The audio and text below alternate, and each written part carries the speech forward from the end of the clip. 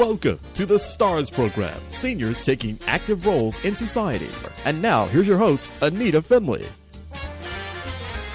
So, Joe KARP, I'm glad you're on the show today. I know that you're going to take a little break from doing this for a while. Everybody's got their own little situations, but we're glad that you're able to give us your information, your compassion, and everything that you do so well. So welcome to our show, Joe. Okay, good morning. I'm going to start with an apology. I am expecting a very urgent phone call on another phone that may interrupt me for a minute here. So I apologize in advance if it took place. I've got to answer it, and then I can get back on in a minute or so. But so okay. I want to start with that apology. Yeah, these are the old curse, may you live in interesting times, and these are interesting times. And people are asking me, I get a lot of calls from clients and prospective clients with regard to certain legal issues, what they should be doing, what they shouldn't be doing.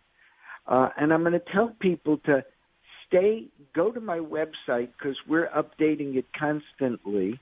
And that is KARPlaw, KARPLAW.com. We're telling people a whole bunch of stuff, and I'm going to address some of the issues that we're getting calls on right now. First of all, a lot of people realize, I should have done these documents in the past. Can I have it in 2 days? Or I really wanted to change my documents and I didn't do it. And we're getting the changes from clients and prospective clients, or I should have done things from people that have heard of me, have actually met with my firm and didn't follow through, or got our names from somebody else. A lot of that's going to be difficult to do. There are certain documents that have to be notarized and signed, and unfortunately, for those of you who've dealt with even taking a bank mortgage online, you can do something called DocuSign and sign it. That is not permissible for legal documents. They actually have to have people witnessing, and they have to be either there or visually in watching. Then notarization is right now very difficult because the online notary law that was supposed to take effect did not. That was stopped before this whole problem. So people are going to have issues to deal with. So what can they do? Well, in an absolute emergency, it's going to be hard. Now, there is a state promulgated form for a healthcare surrogate. I don't like it. It's very minimalistic and not good, but it is a form that's available online under the Florida statutes, and that does not require notarization. So if you have no health care document at all, and it doesn't mention federal privacy laws or any of that stuff, if you don't have that, you can go online and get it, and as long as it's witnessed by two people who are not relatives by blood or marriage, that can be signed. I would say that's like a Band-Aid when you need surgery, but sometimes when you're bleeding, you got to do whatever you can to slow it down. There are other things that people should be doing that they can. First of all, if you have documents, make sure you get them ready. You send copies of your health care documents to your children. If you have the ability to scan and send, that's fine. If you have the ability to photocopy and send, that's fine. Now, if you're signing documents or mailing documents, stay away from your neighbors. So you say, but how can I have two witnesses? Well, if you live in a condo, you can say to your neighbor, please stay down the hall and watch me. I'm going to be in front of my door. You're going to be in front of your door. I'm going to sign. Then you go inside your door, close your door. I'm going to walk up to your door, put it down there, knock on your door. wait till I walk away, and then you come out, and I'm going to be in front of my door more than 6 feet away, and I'll watch you witness, because the witness I'm seeing it, and then you'll sign it, and then you put it down. When you go in, I'll retrieve it. So you're just going to have to improvise. But this is a time to realize that there's stuff that should be dealt with. We are unable at this time to sign with clients with any degree of safety for my clients, their families, and my employees and their families. We're hoping to find a method. We're hoping the governor or the legislature can do something about the remote notarization rules, so we're working on that. But what are some people doing? Some people are dealing with us now. They understand they can't sign. They're calling our office, and I'll give you our main number, but you can go online and get the others. But today with a cell phone, there's no such thing as long distance. 561-625-1100. Fortunately, in my office, everybody's remote as well. But these phones, all of our phones ring at the right employee's cell phone. And they're not going to answer it today if you call, but they will get the message if you call. And what some people are doing is calling and saying, look, as soon as we can sign, I want to be able to sign. So do me a favor.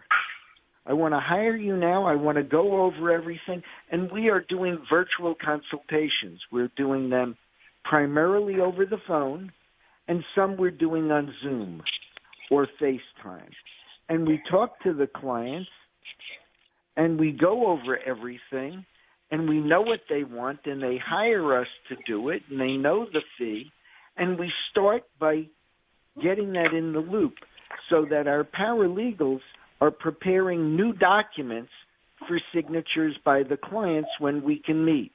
And as those documents are ready and prepared, what we're doing is sending them to the clients, having a review with the clients over the phone like we would have in person, go over it to make sure they understand what it says, they understand that it's consistent with their desires, that they didn't spell their daughter-in-law Suzanne's name with an S versus a Z, and we get it all right. And then we say, okay, now we know that when the trigger can be pulled, you'll be able to come in and sign in 15 minutes instead of spending an hour and a half in the office reviewing the documents, etc., so that we can have a more expeditious resolution of it and get more people in to sign their documents. Okay. So now I have a question. Are you finding that the mail is slower? It's been a week. People send me things here locally, and I'm not getting it for a week. Are you having that problem with any of your clients? You're talking about U.S. snail mail. Yeah, U.S. mail. I don't know if that's a problem because a lot of people are not going to the mailbox, so I don't know. Obviously, the volume of mail has declined. Now, my office is 5 minutes away from my house, so I actually go into the office. I'm the only one there. I pick up the mail, and with that mail, by the way, I scan it to all of my staff people so that they can get it at their homes and work on it. So that's my question. Is everybody getting U.S. mail as regularly and in just a few days as normally?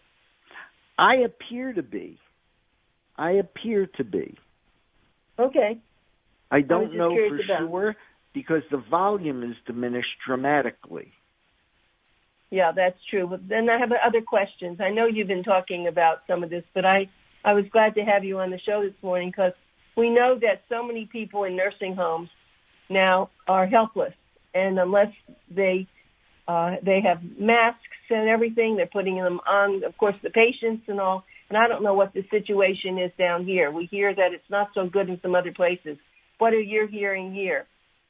Okay, number one, except for certain certified healthcare people, they're not letting anybody in both the assisted living and the nursing homes. And that's unfortunate in terms of reality, but it may be just the only way to ensure the safety of the residents and patients. I have not gotten any calls yet of any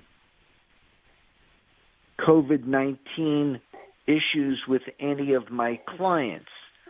Good. But by the way, we are able right now we are still doing Medicaid applications online, and with my clients' children who are powers of attorney or spouses, we are able to transmit things either through the mail or email to process that, and we're still being able to do that even while this is going on. So we've been able to deal with that, and we're still doing that. And the other thing, in Palm Beach County, so we're able to do that stuff, but we can't get to the patient to sign anything themselves, except if they happen to have some healthcare worker who's able to facilitate it, but that's very, very difficult. But we have been able to do that on a couple of occasions. The other thing is it's hard to get into a nursing home right now. If you're in a hospital, nursing home won't take you for rehab until you've been totally tested that you're safe from COVID-19. They're not going to bring you in. So that becomes a problem. That's an additional thing. And I don't know how I assume the hospitals can't just discharge the people into the street, but I don't know what's going on. Joe, so if you can hear me, let me tell you something I heard I don't know, it was on TV, but someone said, if your family member is in a nursing home, not because that they're sick, but they're in a wheelchair, it's a little inconvenient, they say, bring the person home. If you can manage them, bring them home out of the nursing home while this is going on. What do you think? Well, if you're going to do that, one, you better make sure the person is clear of COVID. Of course. And the real question is, are you the family member who's bringing them home? Remember, we don't have a lot of testing available. And so I'll use me as an example, even though my mother has passed away over 20 years.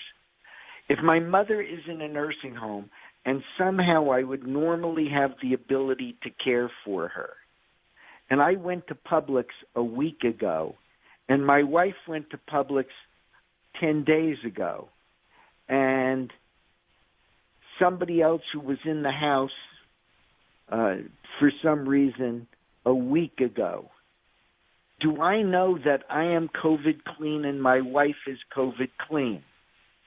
There's no test available for us, and we're bringing mother home possibly into a contagious area. Now, personally, in my own life, I don't think I have it, okay? I've been very, very cautious.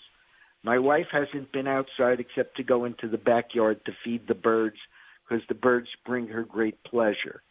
But there's always that other side of the risk, and it's a risk-reward ratio. In my own situation, if I was in that situation, I would assume that my mother would be safer with me than in the environment of the nursing home. Correct. And I would bring her home because the healthcare workers that are working there, these devoted people who are working, many of them for marginal salaries, go home at the end of the day with their families, and they come back to work the next day, and they say, how do you feel? And they say, feel fine. They take their temperature, and they're fine, and they put them in that environment. These people have not been sequestered in the nursing home since March 16th. These people have been going home every night. So it's a balancing act, and it's a personal decision. And it's a difficult one. Well, but I think people need to think about it because there are people in nursing homes which are very convenient. It's not that they're very sick. If they're very sick, I can understand that. But there are people that wind up in nursing homes for other kinds of reasons. And people need to think about this. I'm exploring all ideas with you, Joe. Oh, yeah. I don't think that's bad. One of my clients' daughters, who's an adult daughter who lives with her, broke her leg. And she had to go to the hospital and she had to be operated on. But they refused rehab in a rehab facility. They brought her home. They put a hospital bed in her living room and all of the other devices that she would need. And she has a physical therapist who is as safe as you can get, we assume, coming in and doing some physical therapy with her at home. Perfect. So they made Perfect. that decision instantly not to put her into a facility where she'd be more vulnerable. Yes, and that's why I'm bringing this up now. And it's interesting that I have now an article going into this particular issue of April, and it's going to be continued on the Internet because we're doing some big Internet changes now. And what is it? A coronavirus will change the world permanently, and here's how. And it's a crisis on this scale can reorder society in dramatic ways for better or worse. And there are 34 big thinkers and their predictions for what's to come. It's a fascinating article, and I think we're all going to be rethinking what we do, what we say, where we go. It's hopefully we're going to end this within the next few months, and people will not die, and they'll get better. The ones who do have this, but it's going to be a thing for us to all look at and change our ways of doing things, even including your law firm, because you've been around for a long time. You've done things probably pretty much the same way. Very good. And you've been my lawyer for many years, and it's just that this is what's happened. We have to relook and rethink about a lot of things. Absolutely. No question. Here's a couple of things I want your listeners to think about. What happens if you live alone and you have to go to the hospital and you have a pet? Perfect. I love this conversation because I worry about it myself. What arrangements can be made for your pet? Who is willing to undertake the responsibility? Now, with regard to and how will that be effectuated? And remember, when you have 103 temperature and you are and you're in pain and delirious, that's not the time to do it. So, one, cats may be easier. Somebody can go in protected, throw in some litter, throw out some food, and cats can survive for an extended period of time if somebody's going in every other day for limited exposure. Of course, finding somebody willing to do that is still an issue. What if you have a dog? What are the options for a dog? Because dogs can't be treated that way. Dogs need to get out. They need to so is your next door neighbor going to be able to open, if you have a yard or a patio, can your next door neighbor open the back door, let the dog run out in a safe area and relieve itself and go back in and eat? What's going to happen for the dog? And those are issues. I don't have the answer. We're doing some research to get some suggestions. But it's a real live issue. Joe, I think I'm going to put that into our May issue, as a matter of fact, because I'm concerned. I have someone, but there are a lot of other things. Do they have a key? What about the medications they take? You're so right. Thank you. And will that person come into your house and subject themselves to the air that you have been breathing? Because remember, when this strikes, it's not like getting hit by a truck. It feels like you've been hit by a truck, but guess what? You've been sick for several days. You've been spewing that out in the air. You have been sitting on the couch. You have been petting your dog. You're living in a contaminated zone. So what you may have to do is have them bring your dog to their home. And are they willing to do that? And That's what's right. their comfort zone? You'll get that all taken care of ahead of time. I understand, but that's why I'm suggesting this now. I do planning for a living, right? I take care of the post-planning issues, but I do planning for a living. I don't have the solution to this. We're reviewing it. We're trying to get some experts for advice. And if people go to our website and check it, when we know, it's going to be up there. The other thing, and I've dealt with this already, is funerals and deaths. Funeral homes have the capacity physically to deal with people who have, if you will, a contaminated and contagious disease. They take people who have, they don't only deal with people who have heart attacks, heart attacks and get hit by a car. They deal with people who have MRSA, which is highly contagious. So they deal with that, so they know how to safely deal with that. I also spoke and discovered that they are able to do funerals here. They're not doing them in chapels. They're doing them at the cemetery with a representative, a clergyman, a funeral home person, and maybe one family member with the ability to do Zoom or FaceTime, and sometimes a person sitting in a car watching. The other issue is many of my clients and many of your listeners don't plan on being buried in Florida. They plan on going up to New York or New Jersey to be buried in a family plot.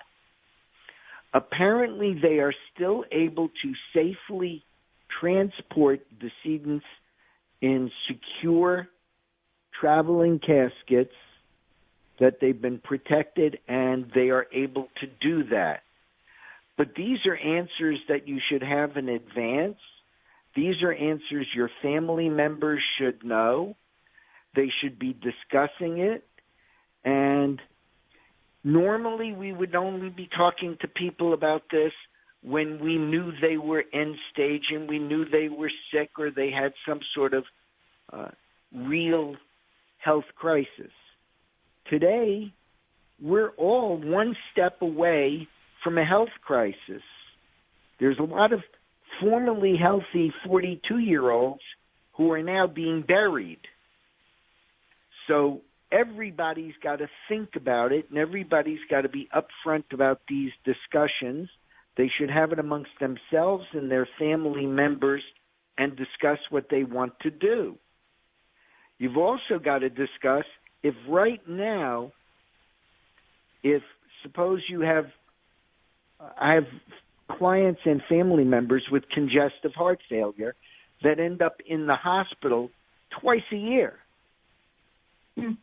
Would you want to go to the hospital today, or would you recognize that it might be a death sentence if you stay home with the congestive heart failure just as well, but you believe it would be a certain death sentence isolated from your family? If you believe that, I'm not suggesting that's true, if you go to the hospital, because you will be isolated from your family. And those are discussions that people should be having. There's a real world out there, and sticking your head in the sand doesn't matter. And for the people who have put off estate planning because it can wait, recognize it can't, that these are issues that have to be addressed and dealt with. Yeah, you bring up wonderful points. I think this is this has been very important, and you've given me a big idea about the dog. Maybe that's a new business I need to start, Joe, to make people, I don't know, I just really, because I have a dog and I'm worried, and I'll bet a lot of people would love to be able to know that if something happens to them, there's a phone call that you make or someone makes, and your dog or your cat is taken care of. I'm really hot on this one. Thank you for that. Everything, as I said, everything comes out if you think about it. There's a reason for a lot of things. As long as we stay safe, as Joe was saying, you just don't go out casually. Be very careful, and make sure you have all your documents in place, because that could worry you, as they pardon the expression, to death. You need to do that. Well, Joe, you certainly have done a great job over the years. We look forward to having you back when you get yourself, you have so much to do right now, but when you can, we'd love to have you back on our radio show. And so thanks very much for all the years, and you be safe, okay? Okay, and we're still there for all the clients. Go to our website, karplaw.com, or 561-625-1100. Everybody in my office is still working. They're just working from home. As we all are. Just like this radio show. Yep. Thanks, Joe. We appreciate it. Okay. Take care. Be well. Bye-bye. Okay. Goodbye.